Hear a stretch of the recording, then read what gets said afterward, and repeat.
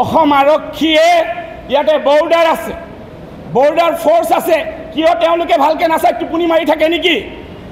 ভাৰতৰ মানুহৰ পৰা, অসমৰ মানুহৰ পৰা তেওঁলোকক দৰমহা দিয়া হয়। যদি কোনো দুষ্কৃতিকাৰী বৰ্ডাৰ পাৰ হৈ সোমাইছে, কিয় তেওঁলোকক গুলিওৱা নাই? বেপাৰ বাণিজ্যক তেওঁলোকে আওপকে কিয় সহায় কৰি আছে? বেপাৰ বাণিজ্যত আওপকে কিয় সহায় কৰি আছে? ধুবুৰীৰ মানুহে শান্তি বিচাৰে, ধুবুৰীৰ জনসাধাৰণে শান্তি বিচাৰে। সমগ্ৰ অসমে ধুবুৰীৰ মানুহে বেয়া কাম কৰিব বুলি কেতিয়াও ভাবি নলয়। ধুবুৰীৰ মানুহে যোৱা সময়তো সংস্কৃতি, অসমৰ পৰম্পৰা ৰক্ষা কৰি ইয়াৰ পৰা শিল্পী সাহিত্যিকক আগুৱাই দি গোটেই অসম তথা ভাৰতবৰ্ষত আজিও তেওঁলোকৰ সংগীত মূৰ্ছনা আজিও মানুহে শুনে। ধুবুৰীৰ লগত আমি অন্যায় হোৱাটো কেতিয়াও নিবিচাৰোঁ। ব্যৰ্থ, এইটোতো প্ৰশ্নই নাই। কেনেকুৱা ব্যৰ্থ নহয়? সাংঘাতিকভাৱে ব্যৰ্থ। তেওঁলোকৰ ডিউটি ক'ত গৈছিল? তেওঁলোকে পাপাগাড়ী কি কৰি আছিলে? তেওঁলোকে ডিউটি কি কৰি আছিলে? তেওঁলোকে পহৰা ব্যৱস্থা কিয় কৰা নাছিলে? ৰাইজে সহযোগ কৰিব লাগিব।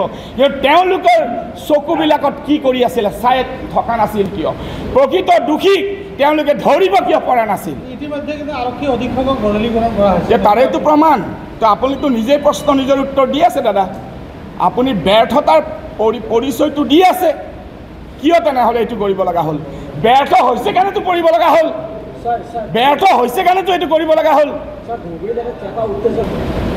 ধুবুৰীত যিকোনো সম্প্ৰদায়ৰ লগত অন্যায় কৰিলে ধুবুৰী জিলা কংগ্ৰেছ কমিটি বহি নাথাকে, অসম প্ৰদেশ কংগ্ৰেছ কমিটি বহি নাথাকে। ইয়াৰ বাবে সমগ্ৰ আন্দোলন সমগ্ৰ অসমত মাত মাতা হ'ব। এটা সম্প্ৰদায় নহয়, আমি এটা সম্প্ৰদায়ক ভাৰতীয় জাতীয় কংগ্ৰেছে প্ৰতিনিধিত্ব নকৰে।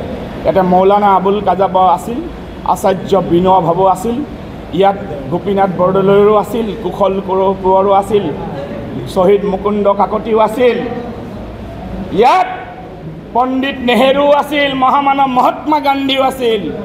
জাতি জনগোষ্ঠীক সকলোৱে লৈ সকলোৰে ন্যায়ৰ কাৰণে ধুবুৰী জিলা কংগ্ৰেছ কমিটিয়ে মাত মাতে। ধন্যবাদ। মুখ্যমন্ত্ৰীয়ে কৈছিলে যে নবীন পোনপ্ৰথমে আমাৰ গৌৰৱ গগৈ ডাঙৰীয়াৰ সভাপতি হোৱাৰ পিছত পোনপ্ৰথমবাৰৰ বাবে সমগ্ৰ অসমত প্ৰত্যেকখন জিলাত, প্ৰত্যেকটো ব্লকত, প্ৰত্যেকটো সমষ্টিত তেখেতে অবজাৰ্ভাৰ নিযুক্ত কৰি অবজাৰ্ভাৰ প্ৰেৰণ কৰিছে। আৰু ধুবুৰী জিলাৰ কাৰণে মই আৰু নাছেৰ খান ডাঙৰীয়া আমি দুজনে পৰ্যবেক্ষণৰ কাৰণে আহিছোঁ।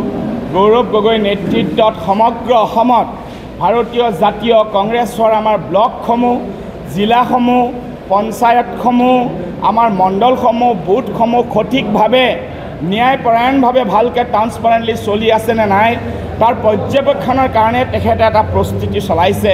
আৰু তাৰ প্ৰস্তুতিৰ প্ৰথম ভাগ হিচাপে আমি জিলাত ভুমুকি মাৰিছোঁ। আমি 3টা দিনৰ কাৰ্যসূচী লৈছোঁ এই ধুবুৰী জিলাত। আমি যোৱা সময়ত প্ৰায় 2টা দিনৰ 2.5 দিন আমি শিলচৰত কটাই কেনে ইয়ালৈকে আহিছোঁ। আৰু আজি আমি প্ৰথমখন কাৰ্যনিৰ্বাহক সভাত আমি অংশগ্ৰহণ কৰিলোঁ। ধুবুৰী জিলাৰ সমূহ আমাৰ কাৰ্যনিৰ্বাহকৰ সদস্যৰ লগত আমি ইয়াত ইমান সময় প্ৰায় 2 পৰা 3 ঘণ্টা আমি সভা কৰিলোঁ। আৰু আমি জিলা পৰিষদৰ ইয়াত আমাৰ যিখন জিলা পৰিষদ হ'ব সেই সদস্যসকলো আমি সম্ভাৱনা জনালোঁ। গৌৰৱ গগৈ ডাঙৰীয়াৰ আপোনাৰ সকলোৰে কাৰণে এটা বাৰ্তা, আমাৰ মাজত উপস্থিত হোৱা ইলেক্ট্ৰনিক মিডিয়া, প্ৰিণ্ট মিডিয়া সকলোলৈ গৌৰৱ গগৈ ডাঙৰীয়াৰ পৰা আমি অভিনন্দন তথা অভিবাদন জনাইছোঁ।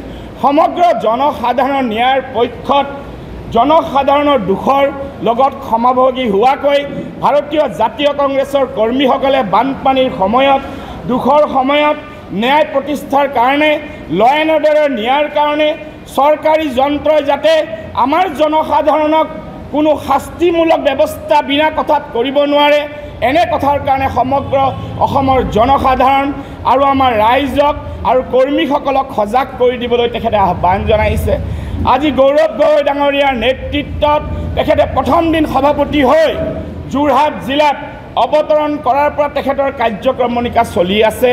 আৰু আমি আপোনালোকৰ পৰা আশীৰ্বাদ বিচাৰিছোঁ। আপোনালোকৰ ভিউৱাৰ্ছ, লাভাৰ্ছ যিমান আছে সমগ্ৰ অসমত, ভাৰতবৰ্ষত ইলেক্ট্ৰনিক মিডিয়া, প্ৰিণ্ট মিডিয়া, আপোনালোকৰ পৰা আমি আশীৰ্বাদ বিচাৰিছোঁ। অনাগত সময়ত ভাৰতীয় জাতীয় কংগ্ৰেছক গৌৰৱ গগৈ নেতৃত্বত যাতে উচ্চ শিখৰত লৈ যাব পাৰোঁ।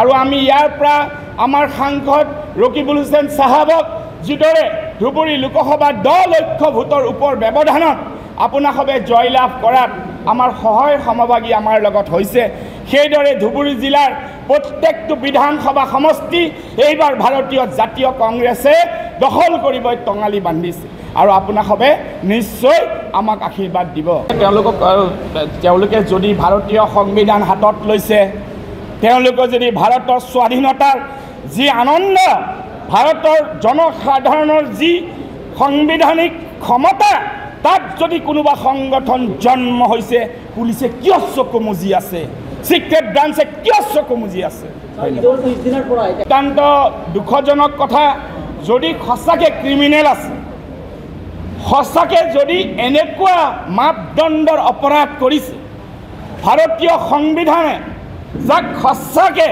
গুলিওৱাৰ নিৰ্দেশ দিয়াৰ ক্ষমতা প্ৰদান কৰে এনেকুৱা মানদণ্ডৰ যদি অপৰাধ কৰিছে তাত ভাৰতীয় জাতীয় কংগ্ৰেছে কেতিয়াও ইণ্টাৰফেয়াৰ নকৰে কিন্তু যদি ইয়াৰ লগত ৰাজনীতি আছে যদি ইয়াৰ লগত কিবা বেলেগ পৰিকল্পনা আছে তেনেহ'লে ভাৰতীয় জাতীয় কংগ্ৰেছ তাৰ পদে পদে বিৰোধিতা কৰি যাব ধুবুৰী জনসাধাৰণ যথেষ্ট জ্ঞানী ধুবুৰী জনসাধাৰণ যথেষ্ট সংস্কৃতি পৰায়ণ যথেষ্ট সাহিত্যপ্ৰেমী অসম গঢ়াৰ আন্দোলনত ধুবুৰী জিলাই কেতিয়া পিছুৱাই থকা নাছিল আৰু ধুবুৰী জিলাৰ প্ৰকৃত মানুহে হি হিন্দু হওক হি মুছলমান হওক হি আন জনগোষ্ঠী হওক মই কেতিয়াও নাভাবোঁ এনেকুৱা অপৰাধ কৰিব পাৰে বুলি ইয়াত এটা তৃতীয় শক্তি জড়িত আছে আৰু সেই তৃতীয় শক্তিক চিনাক্ত কৰিব লাগিব কোন সেই তৃতীয় শক্তি কোনে ধুবুৰী জিলাত অশান্তি কৰিবলৈ বিচাৰিছে সেই তৃতীয় শক্তিক বিচাৰি উলিয়াই তাৰ ওপৰত দণ্ড প্ৰদান কৰিব লাগিব